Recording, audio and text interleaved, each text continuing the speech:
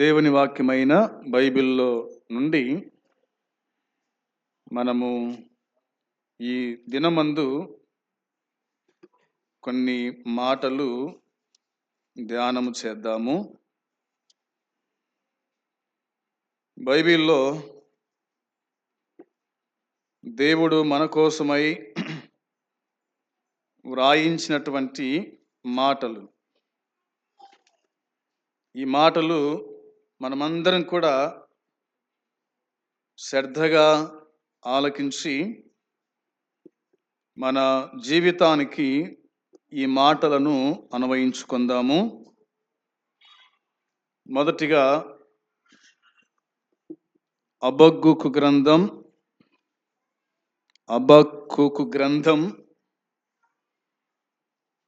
3వ అధ్యాయము 2వ వచనము చదువుకుందాం. 3వ అధ్యాయము 2వ వచనం. యెహోవా నిన్ను గూర్చిన వార్త విని నేను భయపడుచున్నాను. యెహోవా సంవత్సరములు జరుగుచు ఉండగా నీ కార్యము నూతనపరచుము. సంవత్సరములు జరుగుచుండగా దానిని తెలియజేయుము. కోపించుచునే వాత్సల్యమును జ్ఞాపకమునకు తెచ్చుకొనుము. యెషయా గ్రంథము 43వ అధ్యాయము. యెషయా గ్రంథం 43వ అధ్యాయము 18, 19 వచనాలు కూడా చదువుదాం. మునుపటి వాటిని జ్ఞాపకము చేసుకొనకుడి, పూర్వపు కాలపు సంగతులను తలంచుకొనకుడి. ఇదిగో నేనొక నూతన క్రియ చేయుచున్నాను, ఇప్పుడే అది మొలచును, మీరు దాన్ని ఆలోచింపరా. నేను అరణ్యములో త్రోవ కలగజేయుచున్నాను, ఎడారిలో నదులు పారజేయుచు ఉన్నాను. చాలు. దేవుని సహాయం నిమిత్తమై ప్రార్థన చేసుకుందాం. పరలోకమందున్న మా ప్రియమైన తండ్రి, నీ పరిశుద్ధమైన పాదములకు వందనాలు, స్తోత్రములు, కృతజ్ఞతలు, స్తుతులు చెల్లించుచున్నాము. గడిచినటువంటి సంవత్సరం అంతా కూడా కాపాడి ఈ నూతన సంవత్సరం మీరు మాకు అనుగ్రహించినందుకు ఈ స్తోత్రాలు, స్తుతులు చెల్లిస్తూ ఉన్నాం. నీ సన్నిధి ప్రేమించి వచ్చిన వారిని దీవించండి, ఆశీర్వదించండి. మైకు ద్వారా వింటున్న వారిని దీవించి ఆశీర్వదించి బలపరచండి. పాపికి రక్షణ, విశ్వాసకి ఆదరణ కలిగించండి. దీనదాసుని మరుగుపరిచి మీరు మాట్లాడుమని యేసయ్య నామంలో అడిగి వేడుకుంటున్నాము తండ్రి, ఆమేన్. భక్తుడు హబక్కూకు పలికినటువంటి మాట మనం చదువుకొని ఉన్నాం. ఏమంటున్నాడు ఆయన? ఎలా ప్రార్థన చేశాడు? ఇది ప్రార్థన, అవునా? హబక్కూకు చేసిన ప్రార్థన, ప్రవక్తయగు హబక్కూకు చేసిన ప్రార్థన వాయిద్యములతో పాడదగినది అని ఉంది. యెహోవా నిన్ను గూర్చిన వార్త విని నేను భయపడుచున్నాను. యెహోవా నిన్ను గూర్చిన వార్త విని నేను భయపడుచున్నాను. ఏమి విన్నాడు? ఎందుకు భయపడుతూ ఉన్నాడు? భయం ఎందుకు అంటే 2వ అధ్యాయం చదివితే మీకు అర్థమవుతుంది ఎందుకు భయపడుతున్నాడో, ఎందుకు భయం కలిగిందో. ఇవన్నీ కూడా మనకు 2వ అధ్యాయంలో కనిపిస్తాయి. దేవుడిచ్చిన జవాబుకు ఇది ప్రతిస్పందన. లోక పాపాలకు, దేవుని తీర్పులకు మధ్య అతడు దేవునిపై విశ్వాసముతో ఆయన విధానాల్లోని జ్ఞానం పట్ల నమ్మకంతో జీవించడము నేర్చుకున్నట్టుగా దేవుని వాక్యం మనకు గుర్తు చేస్తూ ఉంది. అందుకోసమే యెహోవా నిన్ను గూర్చిన వార్త విని నేను భయపడుచున్నాను. దేవుడేమంటున్నాడు? భయపడద్దు, నేను ఉన్నాను అని దేవుడు అంటుంటే, ప్రవక్త అయినటువంటి హబక్కూకు నేను భయపడుచున్నాను. మనిషికి దేవుని భయము ఉండాల. ప్రవక్తకైనా, రాజుకైనా, సేవకునికైనా, దాసునికైనా దేవుని భయము అంటూ ఉండాల్సిందే. భయము లేని కోడి బజార్లో గుడ్డు పెట్టినట్టు కాకుండా, భయం ఉంటే భక్తి ఉంటుంది, భక్తి ఉంటే భయము కూడా ఉంటుంది. కాబట్టి మన జీవిత కాలమంతా కూడా దేవునికి భయపడుచు, దేవుని మాట వింటూ మనము జీవించు వారమై ఉండాలి అనేదే ఈ వచనము చెప్తున్న మాట. ఇంకా అన్నాడు, యెహోవా సంవత్సరములు జరుగుచుండగా నీ కార్యము నూతన పరచుము అని ఉంది. సంవత్సరములు జరుగుచుండగా నీ కార్యము నూతన పరచు అన్నాడు. దేవుడు తన కార్యాన్ని నూతన పరిచేటువంటి వాడు. ఆయన నూతన పరుస్తున్నాడు, కానీ మనము నూతన పరచబడలేకపోతున్నాం. అవునా? ఆయన ప్రతి దినాన్ని నూతన పరుస్తూ ఉన్నాడు, ప్రతి నెలను నూతన పరుస్తూ ఉన్నాడు, ప్రతి సంవత్సరాన్ని నూతన పరుస్తూ ఉన్నాడు, నూతన కార్యాలు జరిగిస్తూ ఉన్నాడు. కానీ మన జీవితాలు మారటం లేదు, మన అలవాట్లు మారటం లేదు, మన మనసు మారటం లేదు. అవునా? ఇవి మారాలి అనేది దేవుని యొక్క ఆలోచన అనేది మనం గుర్తుంచుకోవాలా. అందును బట్టి యెహోవా సంవత్సరం జరుగుచుండగా నీ కార్యము నూతన పరచు. సంవత్సరములు జరుగుచుండగా దానిని తెలియజేయము, కోపించుచూనే వాత్సల్యమును జ్ఞాపకము చేసుకొనుము, తెచ్చుకొనుము అన్నాడు. కోపించుచూనే వాత్సల్యమును జ్ఞాపకం చేసుకొనుము అన్నాడు. దేవుని కోపము ఎన్ని గంటలు ఉంటుంది? దేవుని కోపము ఎన్ని వారాలు ఉంటుంది? దేవుని కోపము ఎన్ని నెలలు ఉంటుంది? నిమిషం మాత్రమే దేవుని కోపం ఉండేది. అంతకు మించితే గనుక ప్రపంచం ఏమి ఉండదు. అంతకు మించితే గనుక ప్రపంచం ఏమి ఉండదు. అయినప్పటికీ దేవుడు మన పట్ల వాత్సల్యత చూపుతూ ఉన్నాడు. దేవుడు కృపగలవాడు. అవునా కాదా? విలాప వాక్యములు 3వ అధ్యాయము 23వ వచనం చూడగా, విలాప వాక్యములు 3వ అధ్యాయము 23వ వచనం, అనుదినము నూతనముగా ఆయనకు వాత్సల్యత పుట్టుచున్నది, నీవు ఎంతైనా నమ్మదగిన వాడవు అని వాక్యం చెబుతూ ఉంది.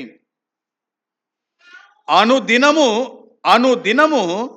నూతనముగా నీకు ఆయనకు వాత్సల్యత పుడుతుందంట.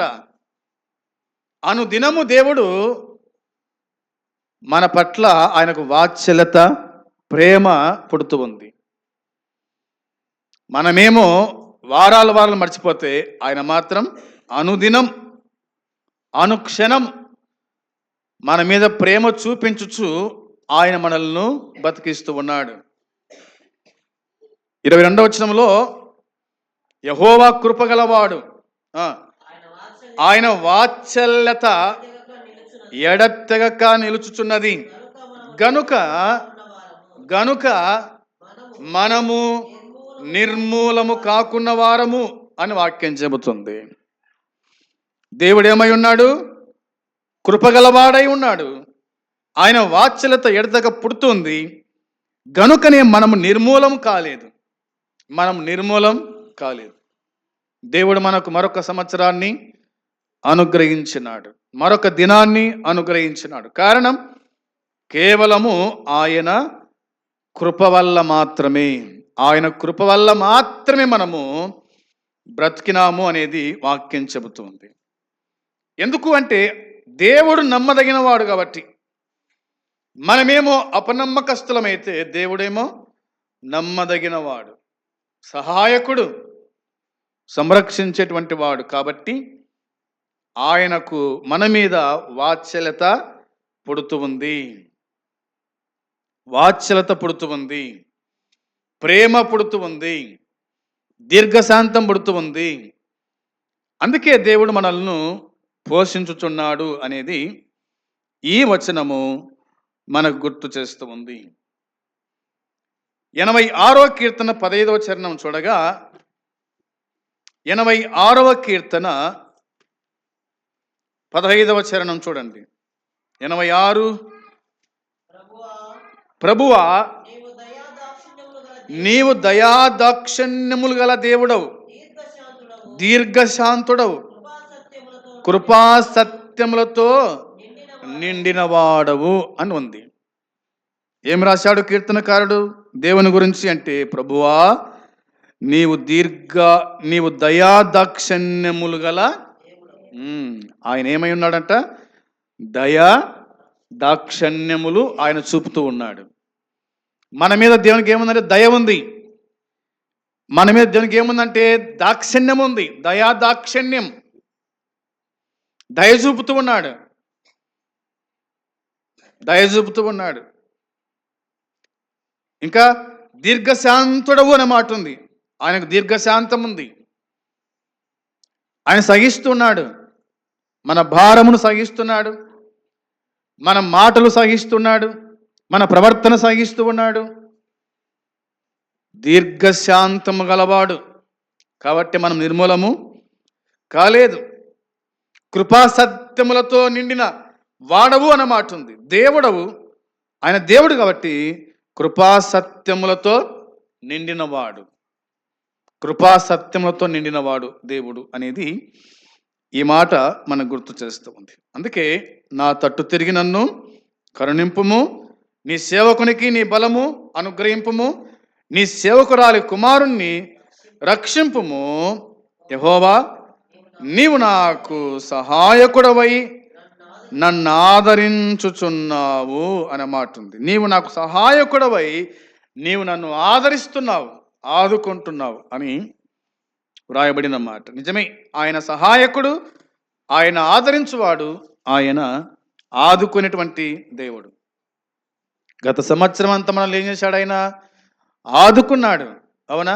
ఆదరించినాడు, పోషించాడు, సంరక్షించినాడు, ఆరోగ్యం ఇచ్చి ఆయుష్కాలం పొడిగించిన దేవుడు అనేది మనకు అర్థమవుతుంది. ఆయన నా సహాయకుడు అనే మాట ఇందులో మనము చూడగలుగుతూ ఉన్నాం. 78వ కీర్తన 34వ చరణంలో, 78వ కీర్తన 38 చూడండి. 78:38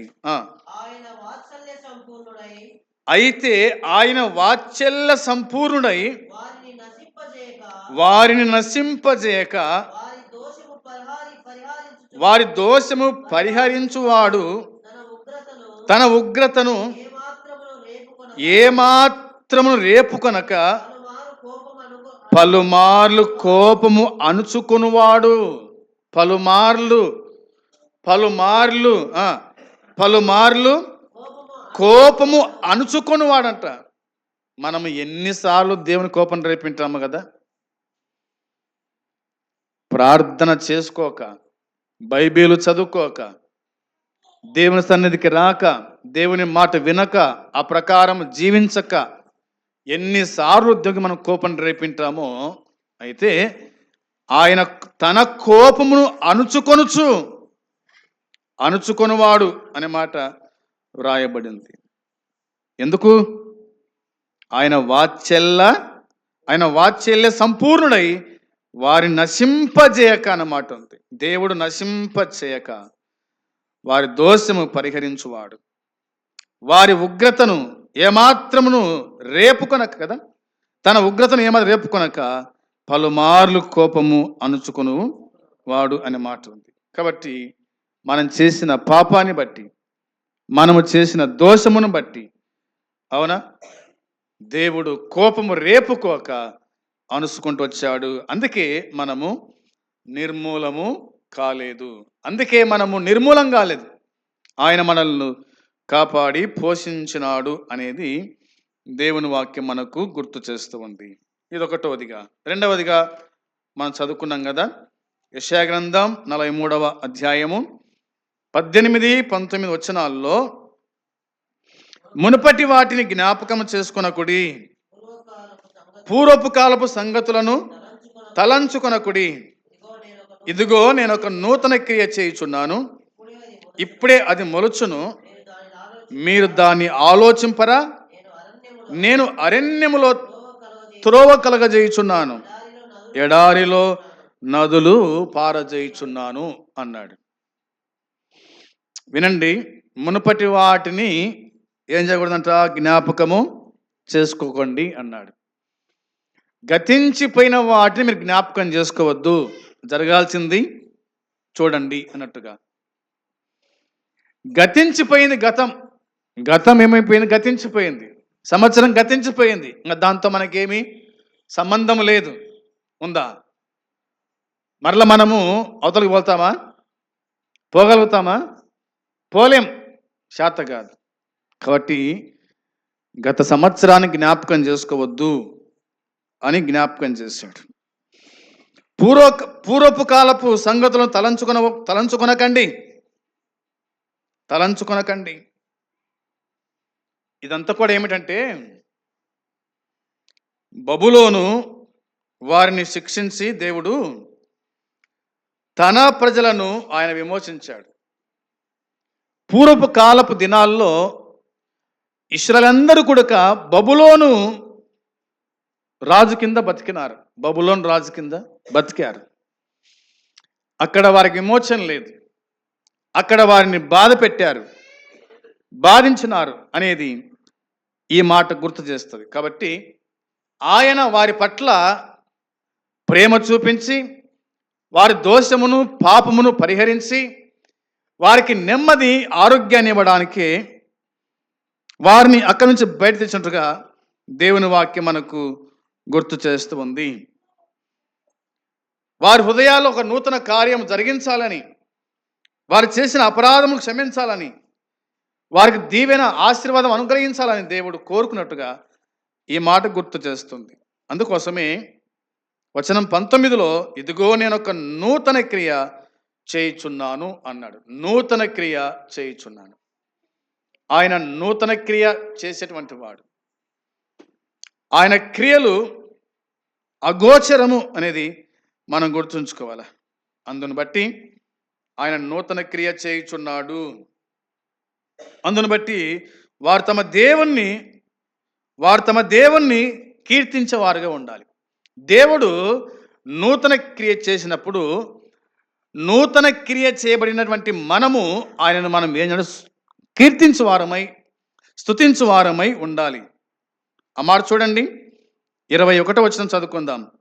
నా నిమిత్తము నేను నిర్మించిన జనులు నా స్తోత్రమును ప్రచురము చేయుదురు అనే మాట ఉంది.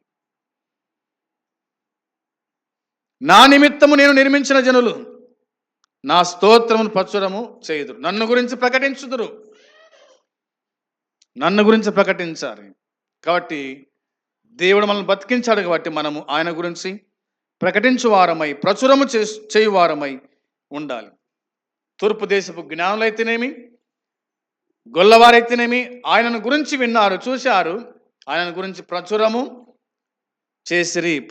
చేసిరి, తెలియజేసిరి అనేది ఇందులో మనకు ఒక మాట కనిపిస్తుంది. అందును బట్టి మనం ప్రచురము చేయువారమై ఉండాలి అనేది వాక్యము చెబుతున్న మాట. ఇంకేం రాశాడు బైబిల్లో అంటే రాయబడింది, అది మొలుచును, ఇప్పుడే అది మొలుచును అన్నాడు. మీరు దాన్ని ఆలోచింపరా, నేను అరణ్యములో త్రోవ కలగజేయుచున్నాను. నేను అరణ్యములో త్రోవ కలగజేయుచున్నాను. అరణ్యములో తన ప్రజలైన ఇశ్రాయేల్ ప్రజలు వెళ్తూ ఉన్నారు. ఎంతమంది వాళ్ళు? దాదాపుగా 6 లక్షల కాలిబలం. 6 లక్షల కాలిబలం. తరువాత వారి పిల్లలు, వారి సంతానము, ఇట్లా లెక్కేస్తే దాదాపు 20 లక్షల కాలిబలము అరణ్యములో నడవాలంటే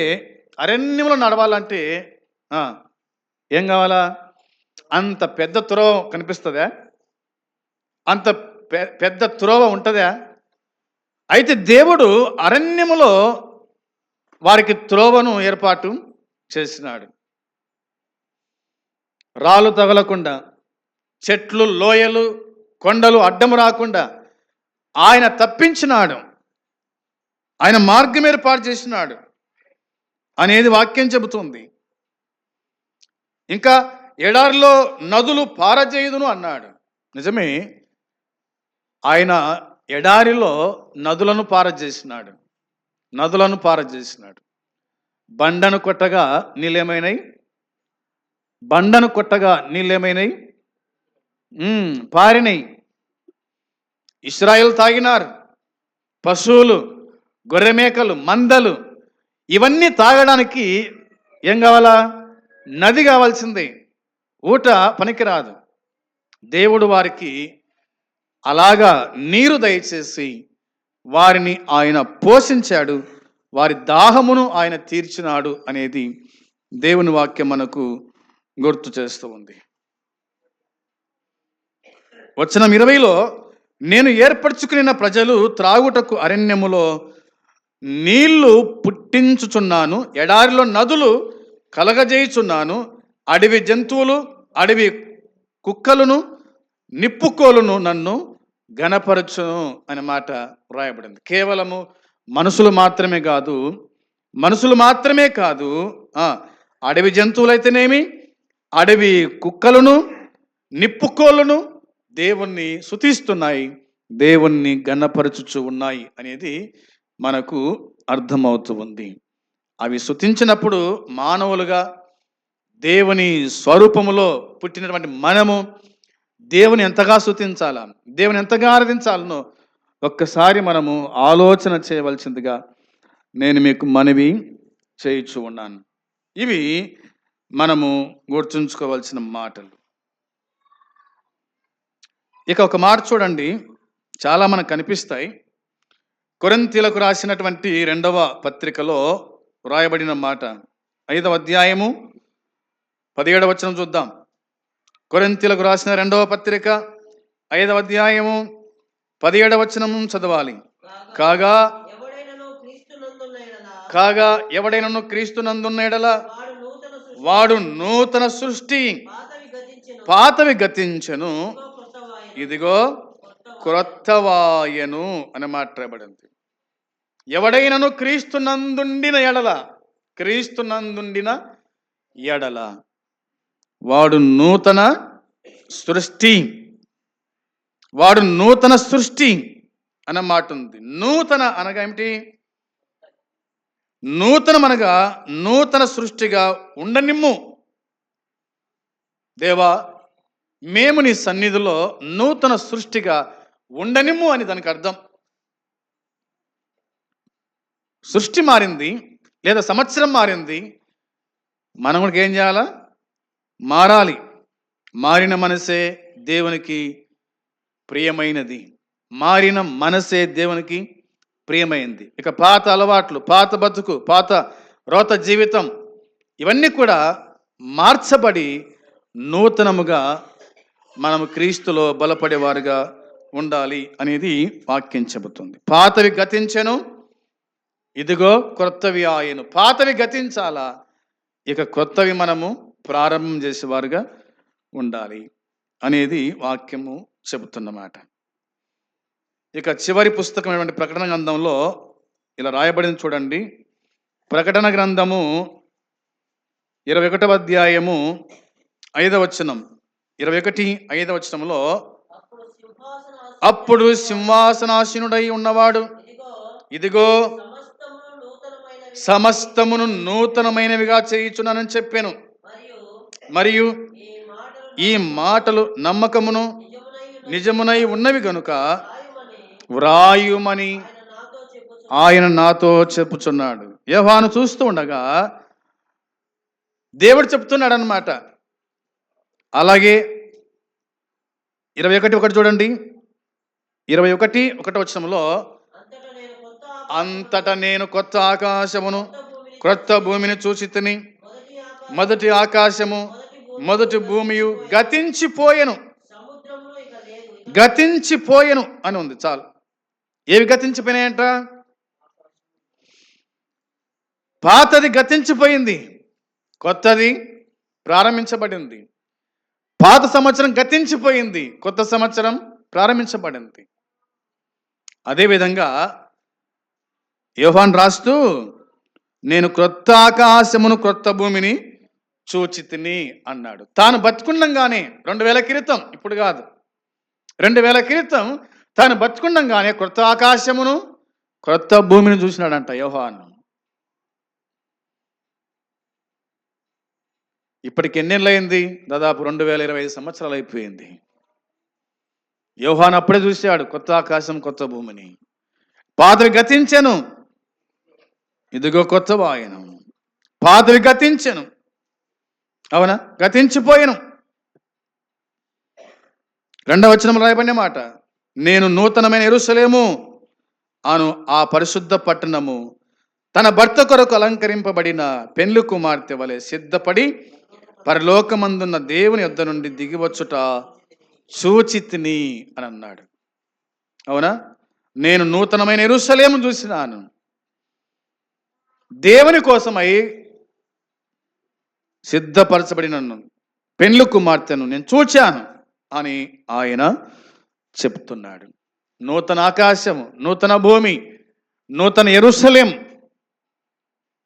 ఇప్పుడున్న యెరూషలేము అది గతించిపోతుంది, నూతన యెరూషలేం ప్రారంభించబడుతుంది. ఇప్పుడున్న యెరూషలేములో దుఃఖం, ఏడుపు ఉంది, నూతన యెరూషలేములో ఆనందము, సంతోషము ఉంటుంది అని బైబిల్ మనకు తేటగా జ్ఞాపకం చేస్తుంది. అందును బట్టి ఇదిగో సమస్తము నూతనమైనవిగా చేయుచున్నానని చెప్పినాడు.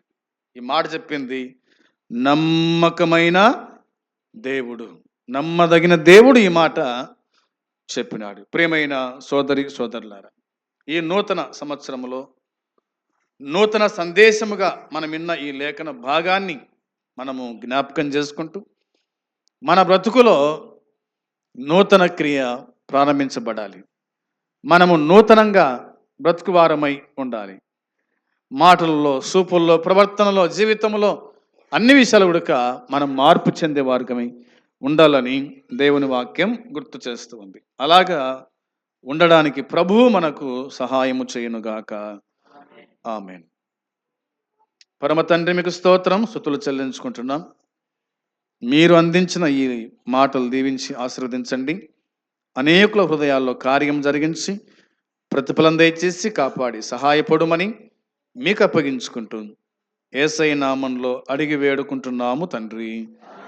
ఆమేన్.